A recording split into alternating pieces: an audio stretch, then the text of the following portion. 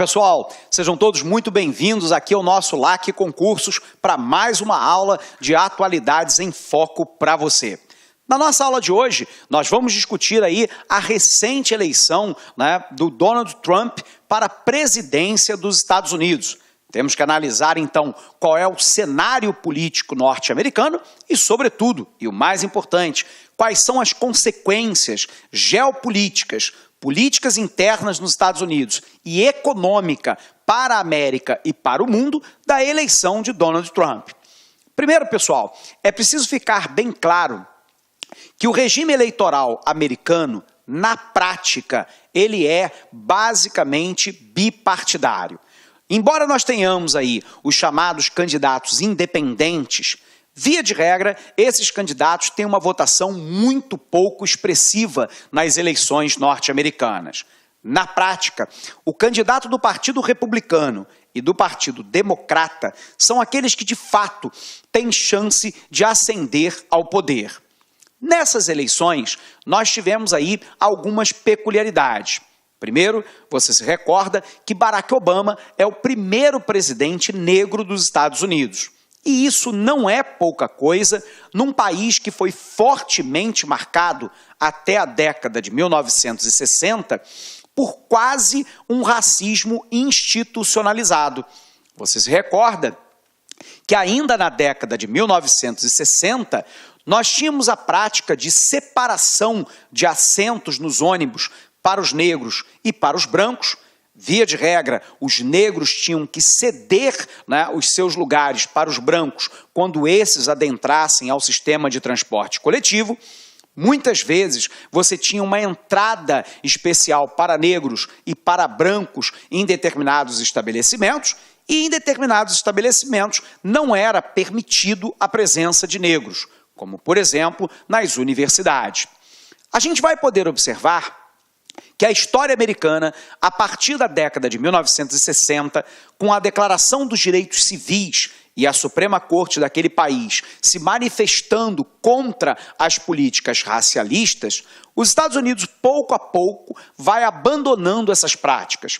O que não significa dizer que no ideário cultural norte-americano, bem como no brasileiro, nós ainda tenhamos resquícios muito presentes de práticas, de pensamentos, de atitudes raciais. O fato, então, dos Estados Unidos ter lá o seu primeiro presidente negro não é pouca coisa. Mas Barack Obama, ele substitui um governo de um partido republicano. Lembre-se que o presidente que lhe antecedeu foi o Partido Republicano, presidente George Walker Bush, altamente conservador, que vai enfrentar, por um lado, os atentados de 11 de setembro de 2001 e, por um outro lado, terá colocado os Estados Unidos em 3 grandes conflitos. 2 conflitos de ordem político-militar, que fora lá a invasão do Afeganistão em 2002, a invasão do Iraque em 2003 e depois, entre 2007 e 2008, terá metido os Estados Unidos numa guerra econômica grave, provocada aí pela crise do mercado subprime, das hipotecas de alto risco nos Estados Unidos, dada a ampla desregulamentação dos mercados promovida pelo governo Bush, que ficou 8 anos no poder, e assim ensejado uma das maiores crises econômicas mundiais desde o crash da quebra da Bolsa de Nova York em 1929. Dada essa questão, o governo que lhe sucede é um governo de um negro, Barack Obama, do Partido Democrata, um partido que nós chamaríamos no Brasil de mais progressista. Barack Obama é um comunicador por excelência. Ele termina o governo com a aprovação de mais de 55% do seu eleitorado. E, no meu entendimento, fez alguns avanços muito importantes durante a sua gestão.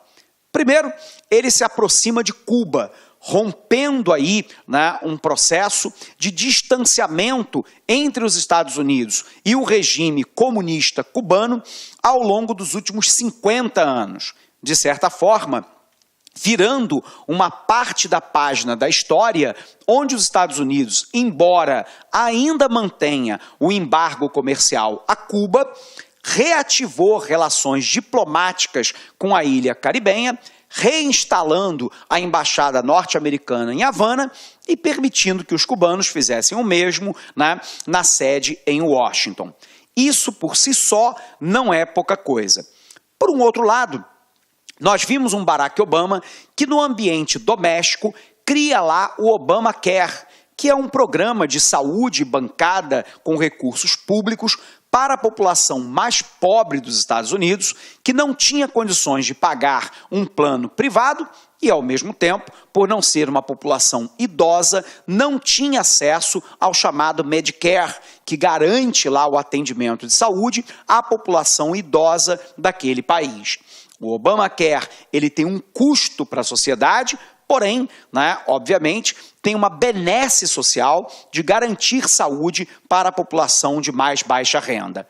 No que diz respeito, por exemplo, ao Irã, o Obama, né, consegue assinar um acordo de não proliferação nuclear com o Irã, que até o presente momento vem dando certo, onde o Irã abandona, teoricamente, a sua pretensão de construção de uma bomba nuclear e, em contrapartida, tem os seus ativos nos Estados Unidos desbloqueado e é a retomada da relação bilateral Estados Unidos-Irã e também dos seus aliados dentro da Europa e o próprio Japão.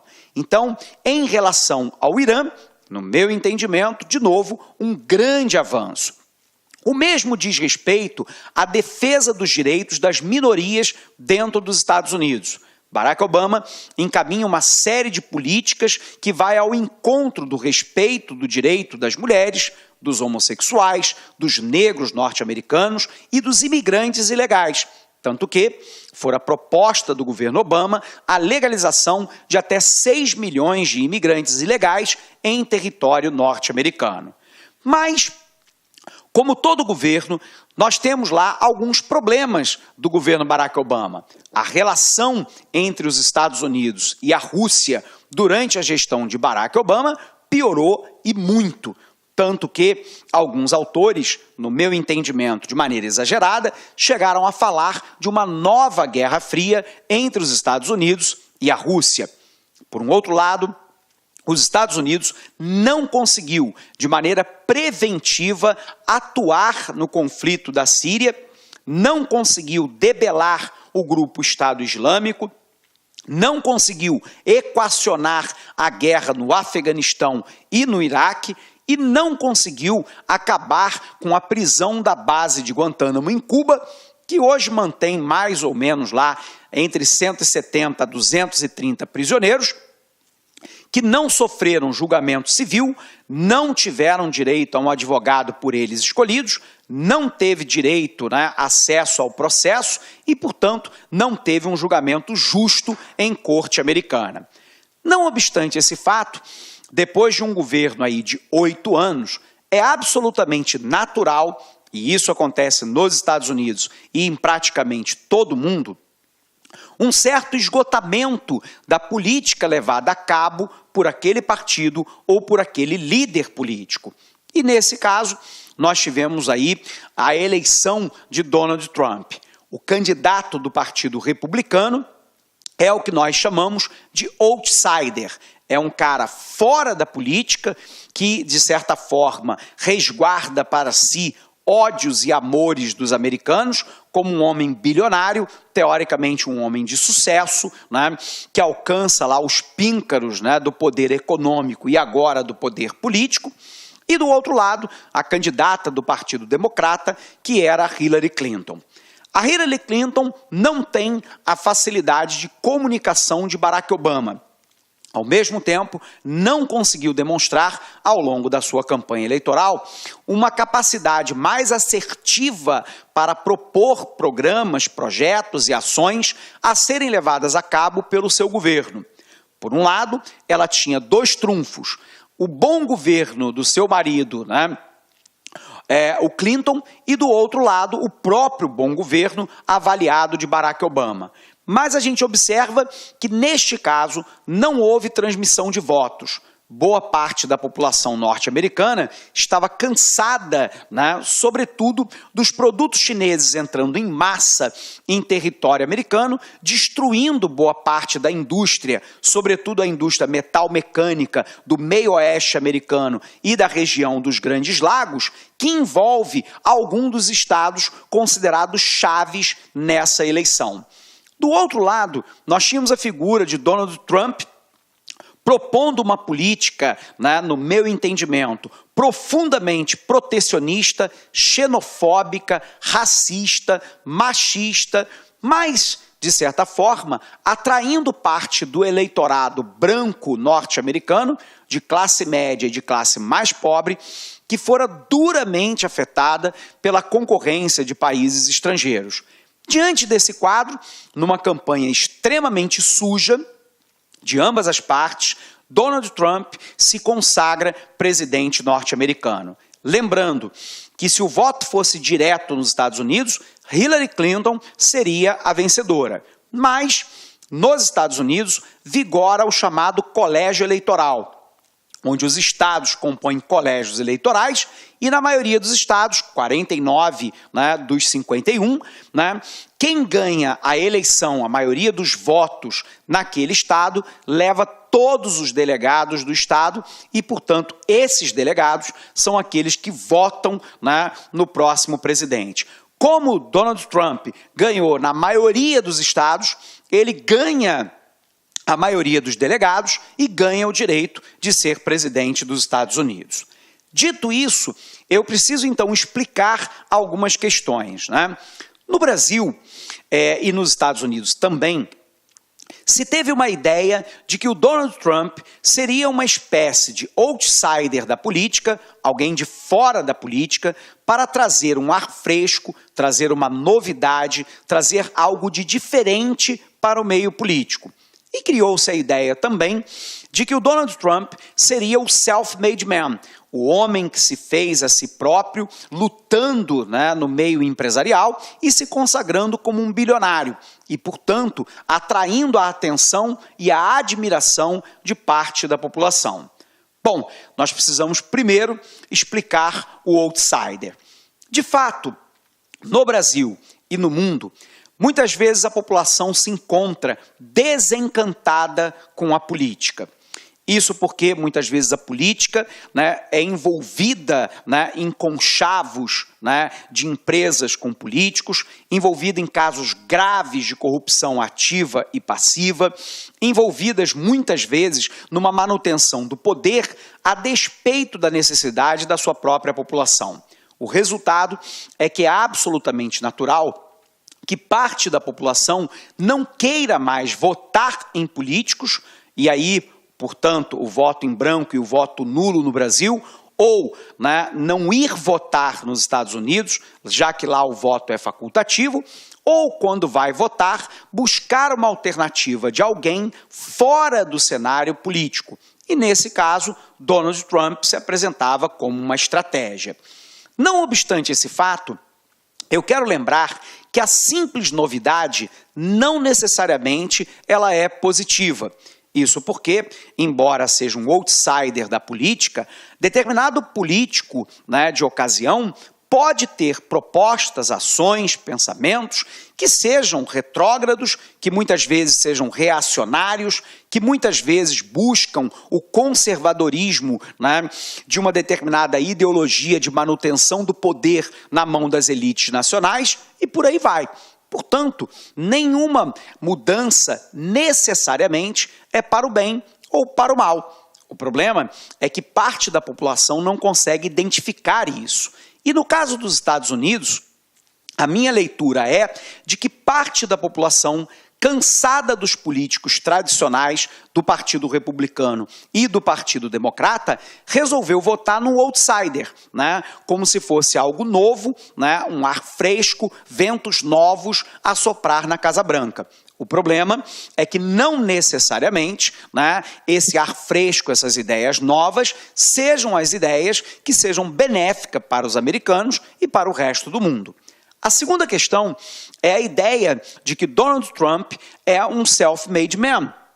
Eu consigo entender as pessoas que admiram o fato dele ser um bilionário, de ter amplo poder econômico, de ser bem-sucedido ao longo da sua carreira no mercado imobiliário americano, mas Donald Trump não é um self-made man. O seu pai já era milionário quando ele termina a universidade e adentra o mercado de negócios. Algumas pessoas vão dizer que admiram o fato de que Donald Trump ser uma pessoa, abre aspas, verdadeira, que diz o que pensa, independente daquilo que é considerado como politicamente correto. É óbvio que na quase totalidade, né, das vezes, para não dizer a totalidade, é extremamente interessante que as pessoas sejam sinceras ao proferirem aquilo que pensam, sejam verdadeiras e coerentes com aquilo que têm como seus valores. Mas isso não significa dizer que aquilo que elas estão dizendo, pelo fato de ser o que elas dizem ou contrariar a ideia do politicamente correto, que essa fala seja correta. Uma pessoa, por exemplo, que seja racista, pode, utilizando-se aí da coerência intelectual que segue o seu racismo, pode aí, sendo sincera diante do público, defender ou dizer, né, propostas que são racialistas. E nem pelo fato dela ser sincera, dizer a verdade ou remar contra aquilo que é politicamente correto, é aceitável sob o ponto de vista civilizatório. Então, parte da população americana e até brasileira se encantou com o fato de que o Donald Trump dizia o que pensava, dizia o que viria à mente, contrariando o senso comum, dizendo muitas vezes aquilo que era politicamente incorreto e que, portanto, ele seria uma pessoa admirável. Eu tenho uma visão muito crítica em relação a isso, né? Porque obviamente que você não é falsear a verdade, mas o simples fato de alguém dizer aquilo que pensa, no meu entendimento, não tem qualquer tipo de valor se não tiver a atenção com algumas questões que são fundamentais no caráter civilizatório de uma sociedade. Qual seja, né, o respeito ao direito do outro, ao direito individual, ao direito do outro ser quem é, né, seja mulher, seja homossexual, seja negro, seja imigrante latino ou de qualquer outra natureza. Portanto, né, embora compreenda a natural atração que parte das pessoas sentem pelo Donald Trump, é preciso perceber que aquilo que ele disse ao longo da campanha, que pode ser diferente daquilo que ele vai executar como presidente, foi algo extremamente deletério da sua imagem e dos Estados Unidos. No meu entendimento, os Estados Unidos deu uma guinada rumo, né, a um pensamento conservador e mais, a um pensamento reacionário. E para dizer o que eu estou dizendo aqui para você, basta que você pegue os inúmeros vídeos de Donald Trump que estão disponíveis no YouTube. Você vai ver, por exemplo, o Donald Trump dizer, né, que os imigrantes mexicanos, via de regra, são vagabundos e traficantes. E isso não é uma verdade. A imensa maioria dos mexicanos que emigraram para os Estados Unidos estão à busca de uma... Olá, meus amigos! E aí, gostou da aula do professor? Grande professor top de linha. Desculpa intrometer no seu vídeo, mas eu tenho que fazer isso. Olha, se você quer continuar assistindo esse vídeo, aliás, você quer fazer o curso completaço, SAP 2017, Secretaria de Administração Penitenciária, um curso super atualizado, competitivo, com mais de 150 videoaulas disponíveis para vocês, com o Personal Coach, que é o sistema, é o estudo em regime de metas. Todos os dias você vai ter uma meta de estudos até a véspera da prova. Então, convido vocês a acessarem o laconcurso.com.br. Este curso custa apenas 10 mensalidades de R$30 e eu tenho certeza, mas olha, certeza, olhando olho no olho, se você cumprir as nossas orientações pedagógicas, lá no dia da prova, no dia 6 de agosto, você estará super competitivo, pode ter certeza disso. Tá certo, meus amigos? Espero vocês no like. Ah, já esquecendo, essa aula que você acabou de assistir, você quer o material de apoio, você quer o PDF dela? Então vai lá, acesse o site lá, concurso, clique lá em documentos, não vai pagar nada, pode ficar tranquilo e você vai ter o material de apoio dessa videoaula. Tá certo, meus amigos? Então espero vocês aqui no LAC. Forte abraço, fui, obrigado, tchau! Clique lá.